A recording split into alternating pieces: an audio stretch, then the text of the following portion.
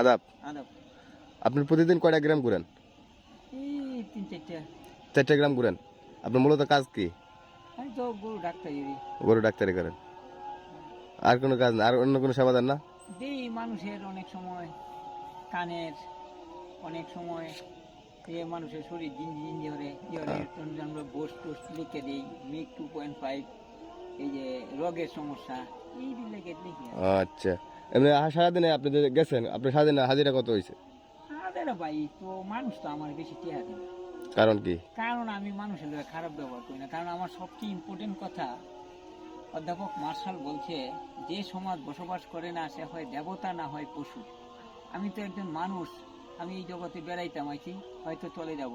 I to die you to live are better then only God. আমি মরে যাই, আপনি বেঁচে থাকেন, যার কিছু ভালো খুদাই জানেন। এই জগতে আইছি, বেড়াইতাম, চলে যাব।